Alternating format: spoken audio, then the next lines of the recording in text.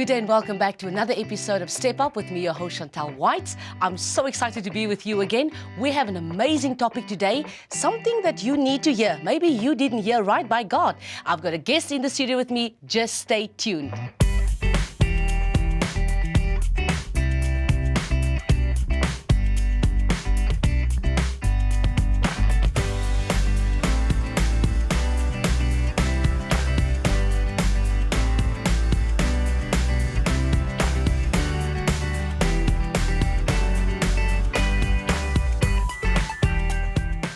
So here we are at another episode of Step Up, and today I want to talk about a very serious topic. So this is very serious, guys.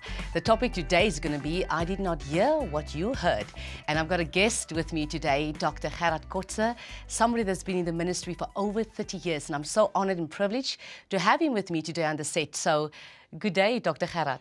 Thank you, Chantal, and it's an honor and a privilege to be on your show today. Now, I think the privilege is mine and the honor is mine. So I'm very happy that you're here, and we're going to have an exciting day today, and I want the ladies really to stay tuned and listen to what we're going to say, because I really believe the topic we're going to be discussing today is very vital for us as women. Today I'm going to talk about, I did not hear what you heard. Now, what did you hear that I didn't hear? And many times, and ladies, this is a crucial point for us.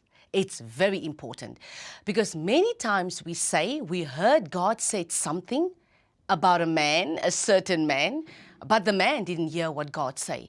And I really want to address this issue today.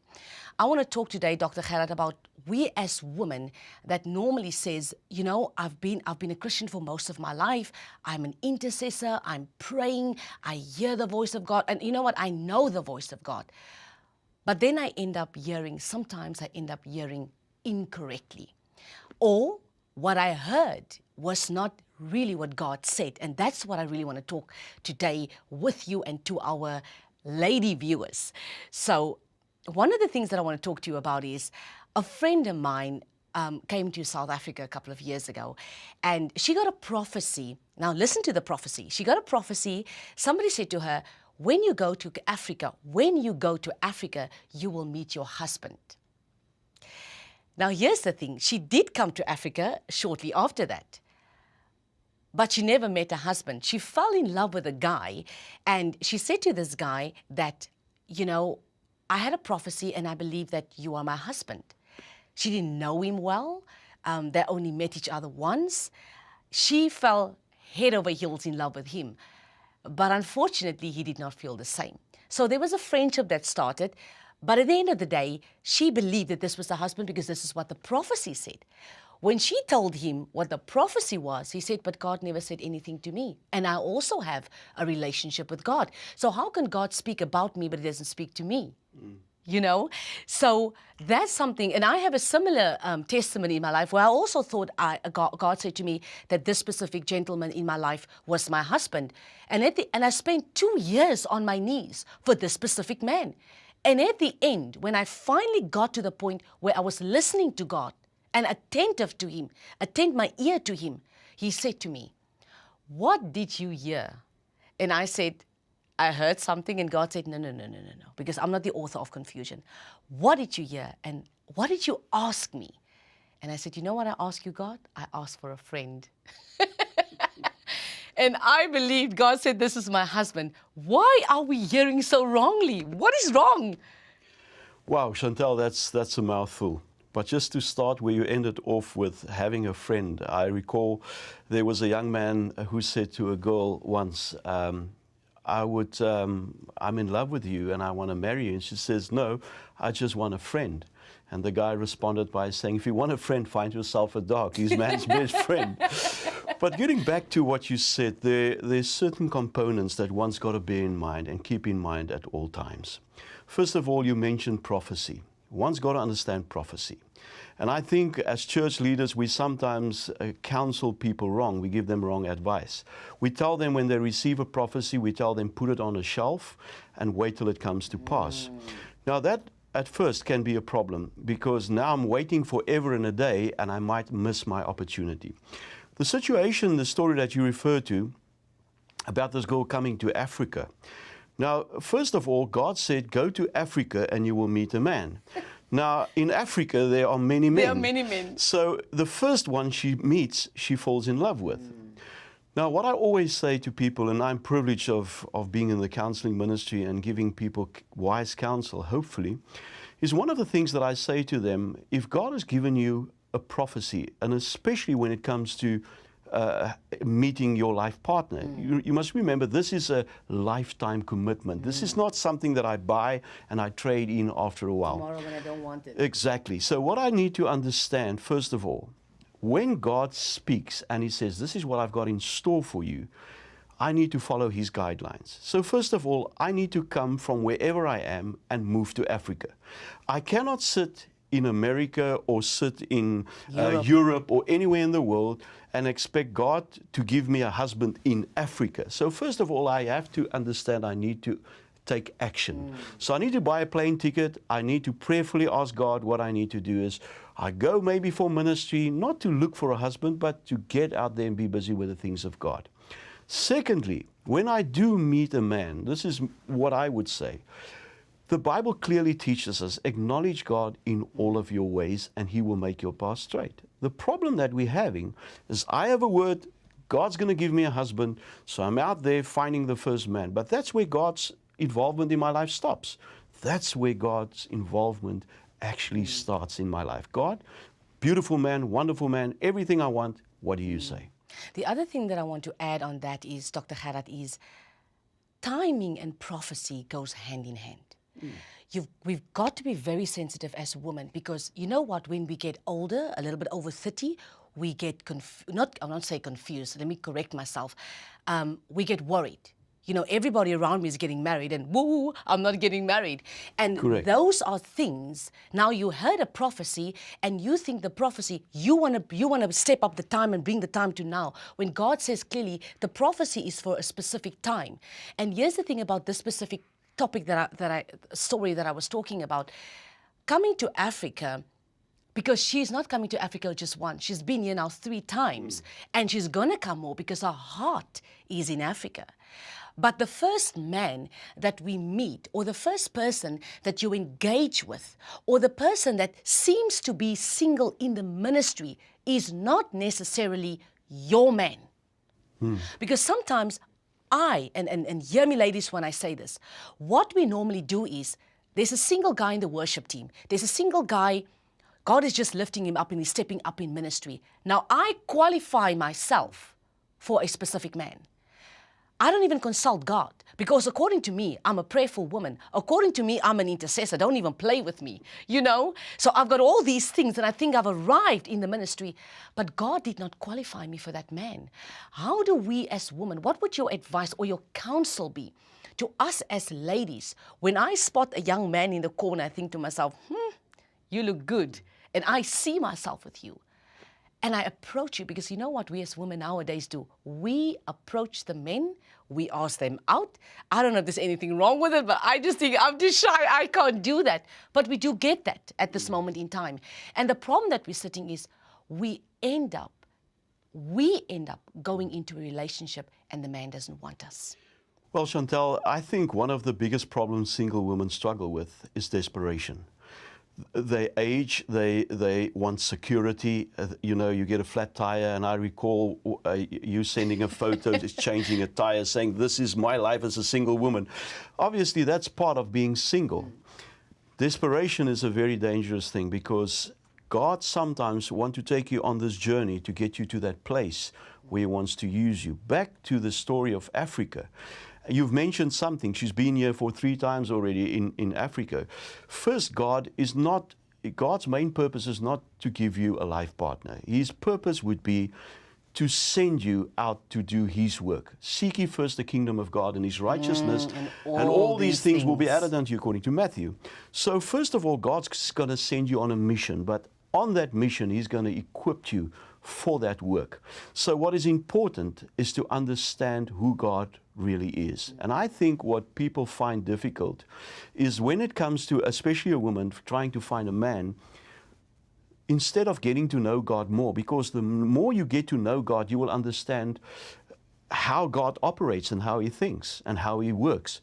First of all, he says to Saul, go to that address, and that's where you will find some answers.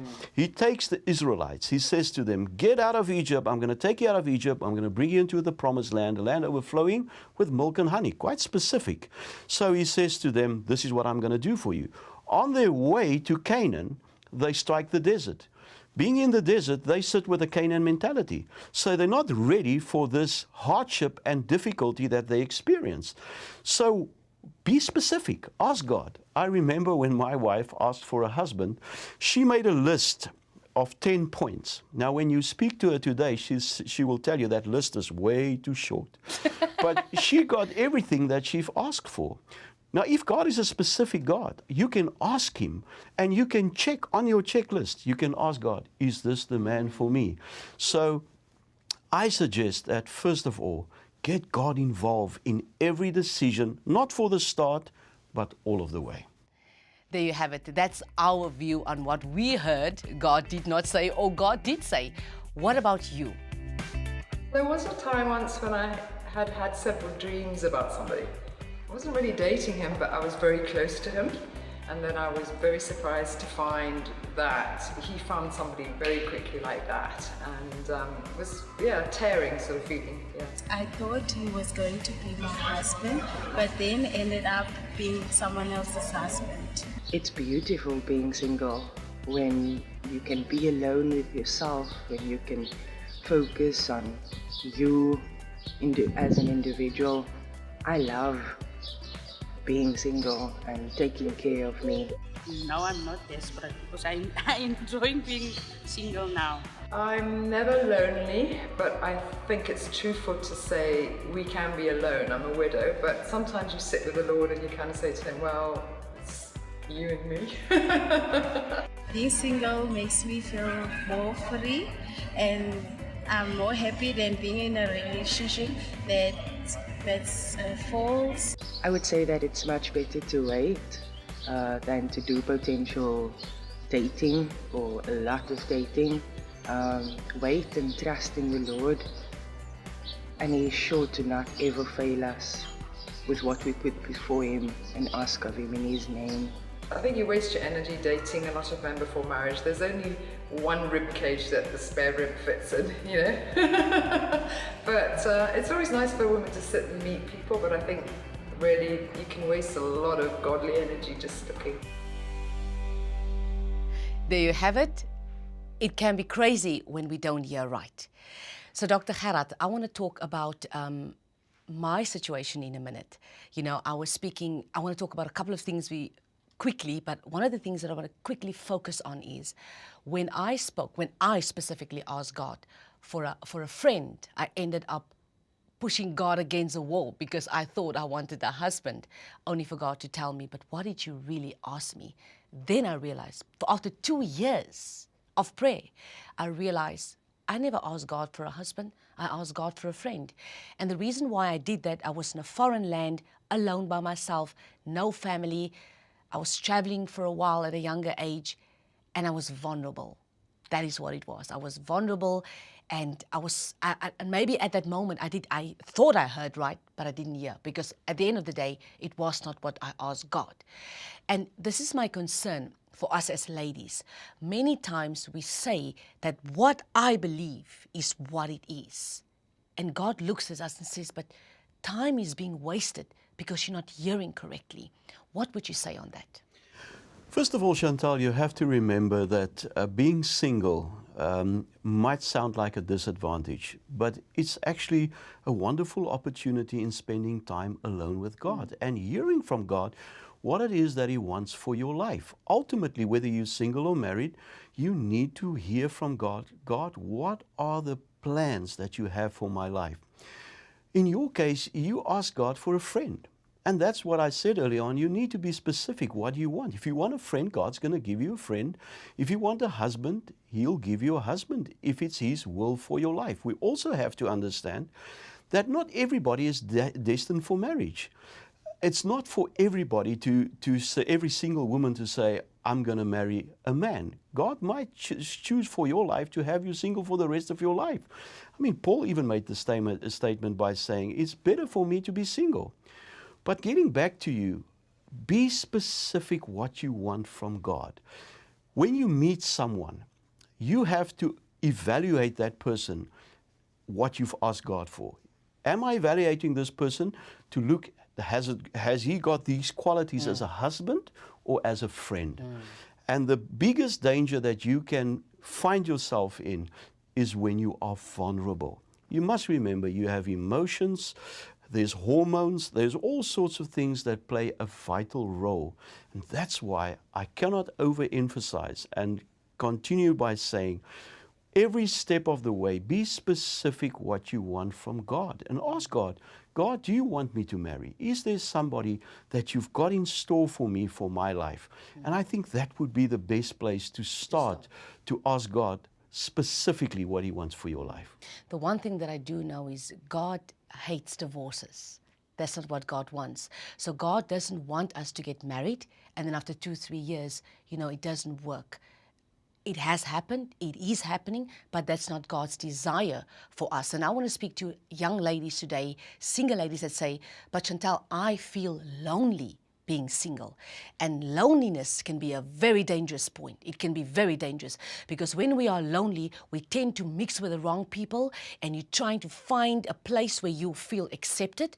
And that could be very dangerous for a woman or even a man that's got destiny on their lives and God wants to take them somewhere, but you're now getting confused because there's nobody here. And when you've got a call on your life, many times God will isolate you to get you to a place where He wants you to be. Dr. Gerard, what would you say to all our ladies that says, but I feel lonely?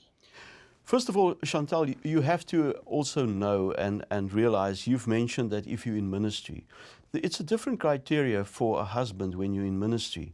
When you're lonely and you're in ministry, it is important to ask God for somebody that can support your ministry. Not somebody that will take over your ministry, but somebody that will play a supportive role within your ministry. There are many great women in ministry today that's got husbands. And they always testify to say, God has given me the right husband for this specific calling that I have on my life. Loneliness is a terrible thing, but it shouldn't be that way. First of all, if you measure loneliness can be, I'm lonely because I don't have anybody to talk to. Loneliness can be, I don't have anybody that I can share my intimate feelings with. Loneliness can be, I've just watched an incredible movie and I can't share that with anybody. So loneliness can take on certain forms in your life. But in essence, loneliness it can become sad for your life and dangerous when it feels like isolation. And the first thing I want to say to single ladies, get out and meet friends, not necessarily husbands. Meet females, meet ladies, meet a real friend, somebody that you can share your heart with. Something that you just say, when we go out, one of the things that you should be focusing on is not going out because I want a man. Am I right? Correct. So the mindset needs to be changed. Ladies, when we go out, when we do go out as single ladies, go and have a good time. Enjoy the friends that you are with. And don't go out being focused on, I'm dressing up because maybe just today is the day. When we go out with that mindset, it's too much pressure on me. Because now if I eat and something drops on my shirt, oh no, nobody's going to look at me because there's something on my... It's too much pressure.